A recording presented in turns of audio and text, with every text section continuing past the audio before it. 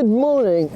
Oh man, that was such a lovely, comfortable journey. Welcome back to another episode of Artisan Electrics, and today I'm working out the back of my Tesla. In fact, my Tesla has just driven me to work. The great advantages of having a self-driving car. So you can see I've got all my tools in the back here today. We're fitting a My Energy Zappi electric vehicle charging point, and I'll show you where it's going to go. So we're here at the Tesla factory in Fremont. Elon Musk contacted us and said that he was short of a few chargers. They'd run out of Tesla ones. Well, in fact, Elon just admitted that the Tesla charger was rubbish. So he said, can you stick a Zappi on the front of my factory, please? So here at 45500 Fremont Boulevard, fitting a Zappi for Elon Musk. So the great thing about working out of a Tesla is that it drives you to work. The disadvantage of working out of a Tesla is that you don't know if you're going to have all the things that you need to do the job. So we're going to see today. Hopefully the job goes smoothly. Hopefully I've got all the things that I need, but you never quite know until you get stuck in. It should be a really easy install today, and I'll show you that in a minute. But let me know in the comments what you think of Tesla's second iteration of the Tesla Model 3, the new workhorse for tradespeople. As you can see, I've thrown a bit of mud on it, and I've put got some birds to poo on it and stuff like that. So it's really an authentic work van now, rather than just a posh fancy car. But it was quite a comfortable ride. So today I'm going to walk you through this install, and it's a really easy one, hopefully. But they're not all this easy, and I'm going to talk to you about some of the challenges that we face as installers of electric vehicle charging points, because there is a whole can of worms for us as installers sometimes, a whole load of hoops that we have to jump through, a whole load of challenges that we face when planning and carrying out electric vehicle charging installations. And I know that a lot of you guys are new to this. You want to know how you can get involved in the EV revolution that is happening. So I'm going to hopefully talk you through some of those things, and we're going to have fun. So let's move over to the house. I'll show you the install, and then we'll get cracking. But before we do, don't forget to subscribe if you haven't done so already, because I know that 68.2% of you have not subscribed, and that's not acceptable. And hit the like button, hit the notification bell so that you don't miss out on future videos. Let's get into it. So this is where we're going to be installing our white tethered Zappi unit. And believe it or not, amazingly, the consumer unit is just on the other side of this wall. So I'll show you that.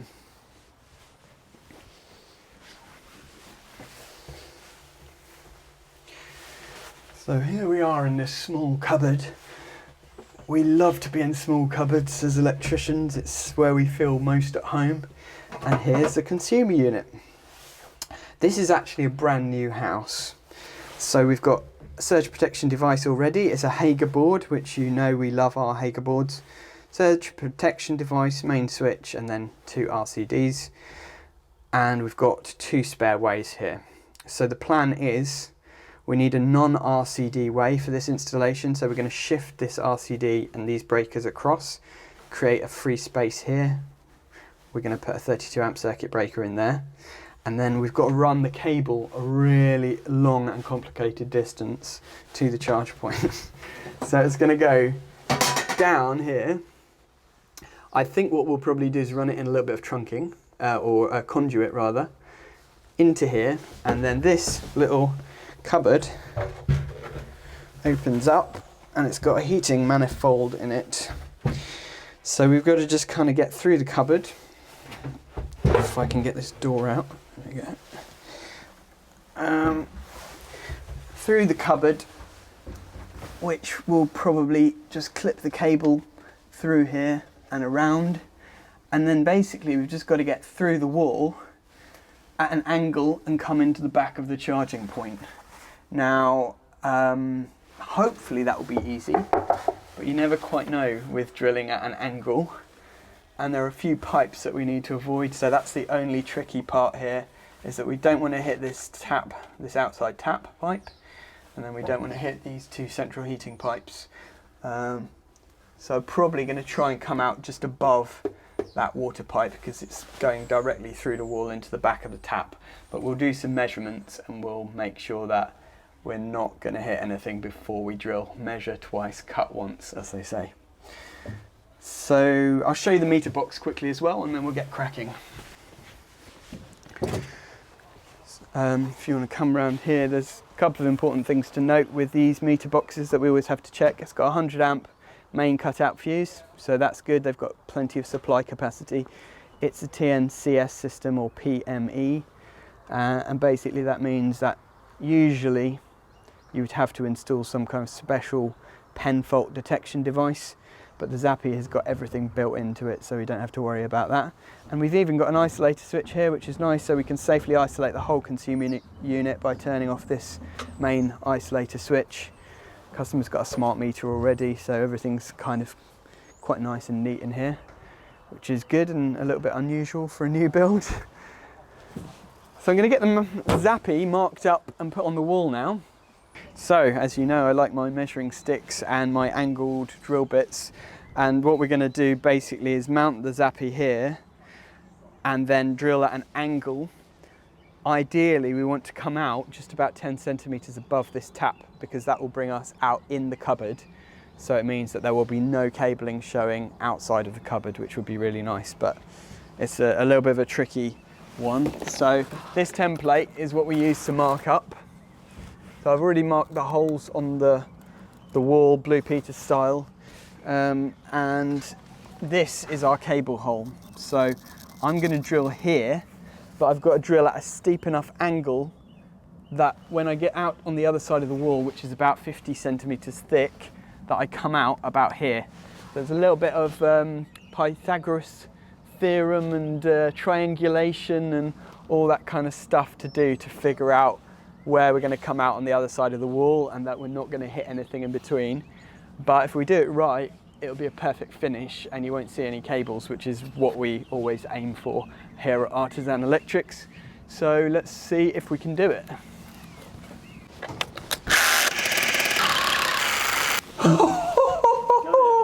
Oh yes, check it out. Boom. That's what I like to see. True craftsmanship at work.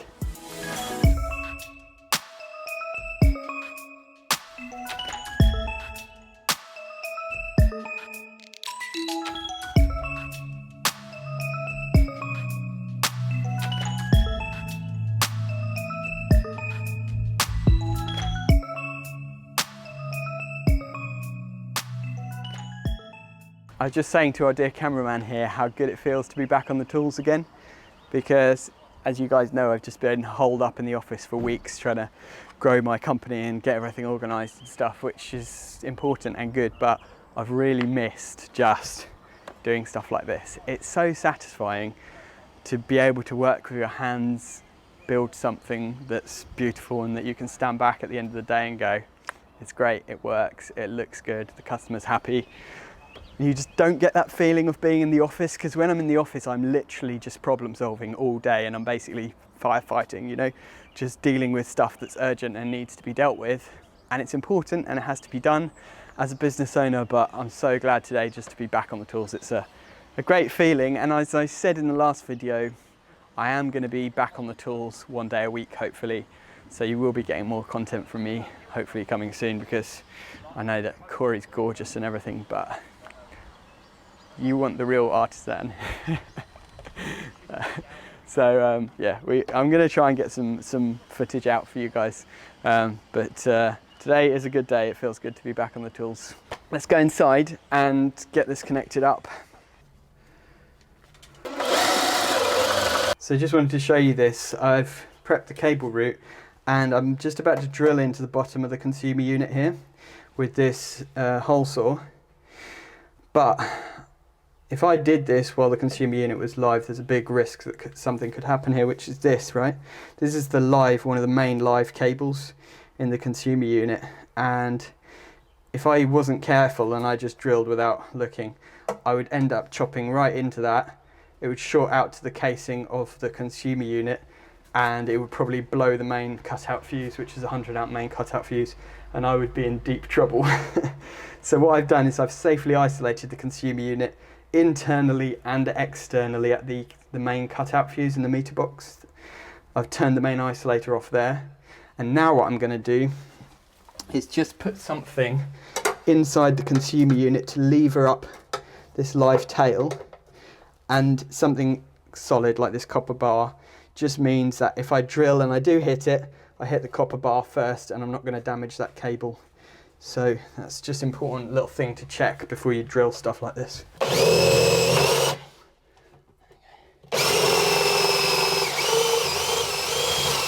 So as you know, we like to do tool of the day here at Artisan Electrics, and these two are my two orange tools of the day.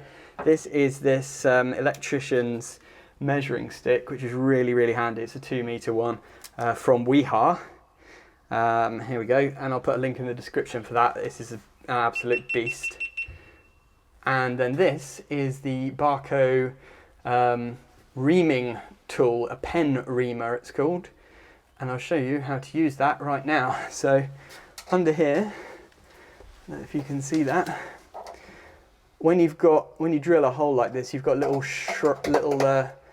shards of metal, and it's quite sharp. So you use this pen reamer, you just go around the edge of the hole, and you can both internally and externally just get rid of the little burrs, and that makes it nice and smooth so that you just don't risk damaging anything, damaging your fingers or damaging any cables or anything that are going through. So it's a great little tool this. It's quite cheap, and it's good to just have in your tool bag for those situations when you need to use it.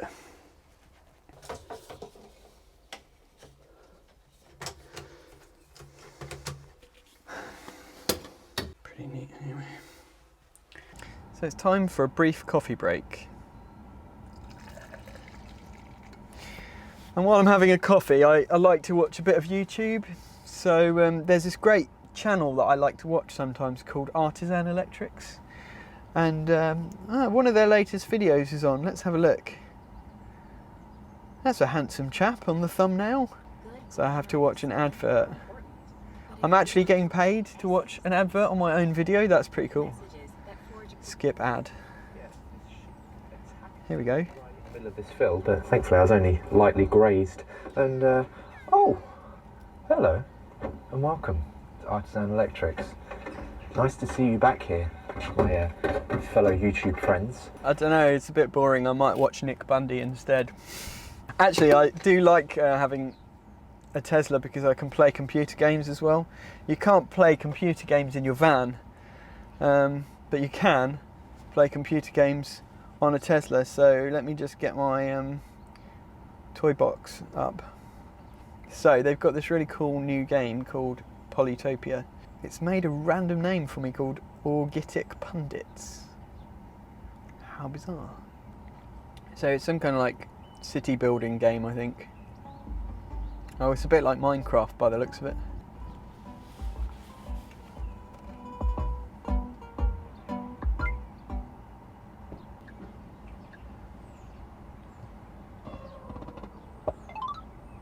Yay! Okay, so cable's in now. I've disconnected it at the other end, so all we're testing is the cable, and we're going to do an insulation resistance test at 500 volts. Line to CPC, neutral to CPC, and line to neutral. And that's all clear. It's greater than 500 mega ohms, which is exactly what we want. So now I'm going to connect the R1 and R2 conductors together at the charge point, and then we'll do an R1 and R2 test in here. So these Q-Tech jump leads are actually quite handy for this. I mean, you can just put the conductors in Wagos or Vargos or Wagos or whatever you call them, or you can just do like this. So I just link the R1 and R2 conductors together, the line in CPC, and then I do a test at the other side.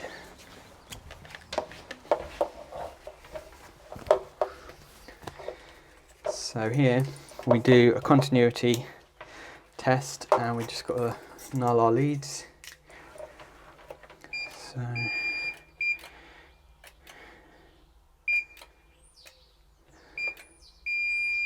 There we go, 0.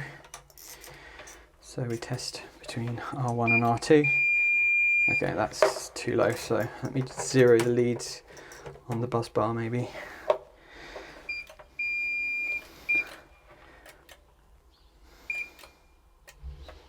That's kind of higher than I usually would expect. So I don't know if something's dodgy with my leads.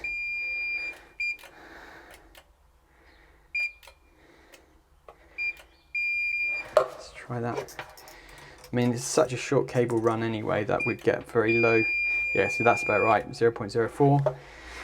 It's 4mm cable and there's only about 2 or 3 meters of it, so that is a good reading as far as I'm concerned.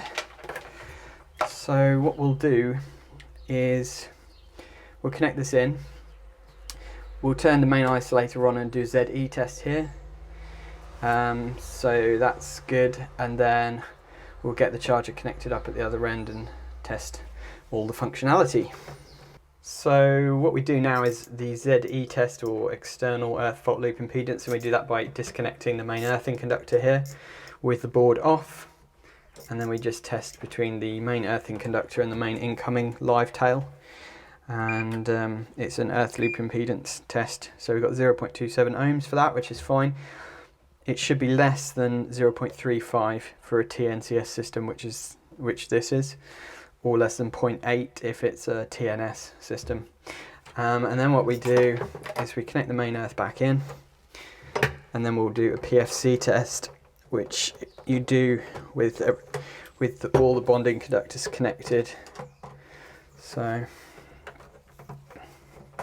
and that way, as Corey mentioned in the video the other day, we can calculate our ZS at our end point. We can calculate it. So ZE is 0.27 plus R1 and R2 is 0.04. So that would give us a ZS of 0.31. So we don't actually have to take a ZS reading. So that's the main earth connected back in now.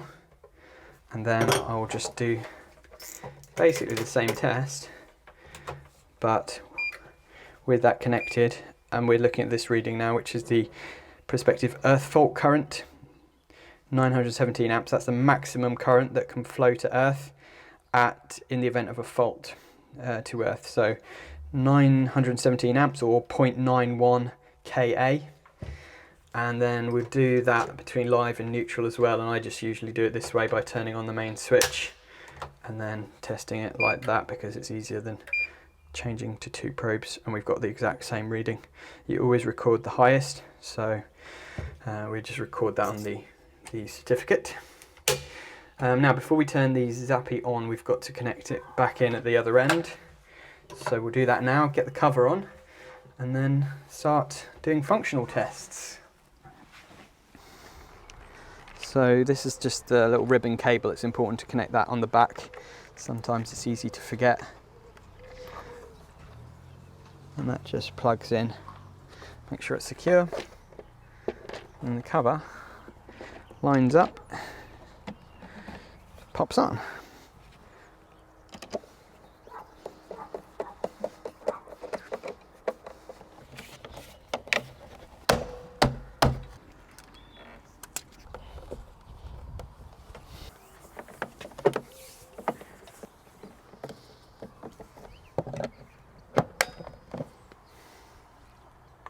Right, so I'm just going to run a few tests on it now with the Metroil Evs Tester. So it's set up already on the setting which is charging, and it says it's charging, so that's a good sign. B is charge delayed, so that's basically a vehicle plugged in but not charging. A is disconnected, so that's all good. C, yeah, that's charging, and then D is pilot, E is pilot problem, so that's all good. Waiting for EV, ventilation, pilot problem. Yeah, so everything's working fine. So we'll put it onto vehicle charging, and then I've got my Fluke today. We are not, we try loads of different testers. This is my Fluke, which is my usual one that I use, and it's showing power now, so that's good.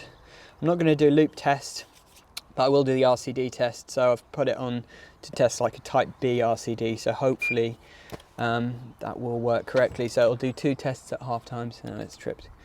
Okay. This is the problem with these RCD tests.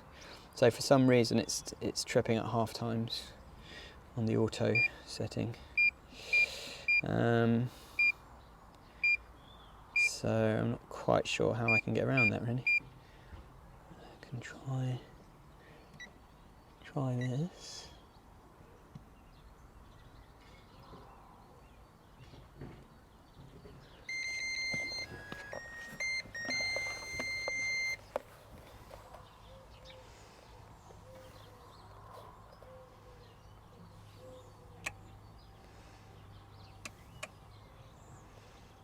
Okay, let's try it with this one.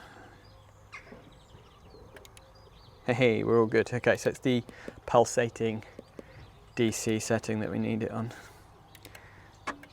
There we go, it's tripped at 1 times, 116.7, which is fine. That's within the 200 milliseconds that's required.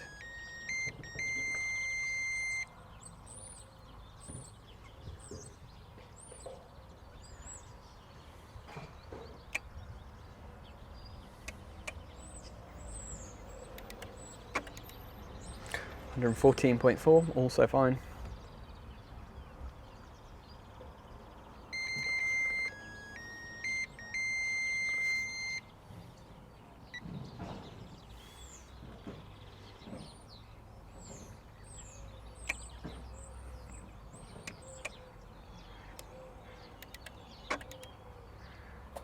Five times we've got 16.1, that should be less than 40, so that's perfect.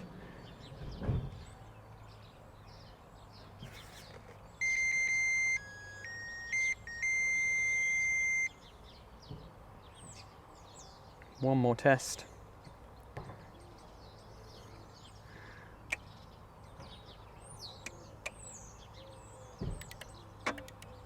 .1 as well, so that's absolutely fine. So RCD test passed with flying colours. Just out of interest, I'll see if I can do a loop test, no trip loop test, and see if it will allow us to do it or if it will trip the RCD.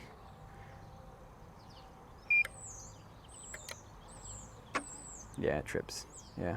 So you can't really do a loop test on these. Maybe with some testers you can, but it's better to just calculate ZS doing ZE plus R1 and R2. You know you've got good polarity on here, you know the functional side's working, you know the RCD's working, so that's all you need to know really. Good stuff. So, time to plug in the vehicle and see if it works. The customer's got a Tesla Model 3. Most of our customers these days have Tesla Model 3s. They're a very popular vehicle. And as you know, I've got my own one, so I can attest to the fact that they are beautiful vehicles. So we're all done. Consumer unit has been relabeled because obviously we shifted everything across here. So we've got new labeling all the way across so that everything's correctly identified and all safe and working. Then we come out of the consumer unit with this conduit down. Cable, that's just to make it look neat really. Cable down here. And then we've just clipped it along with a couple of those Linian clips through the cupboard, pop through the wall and into the back of the charger.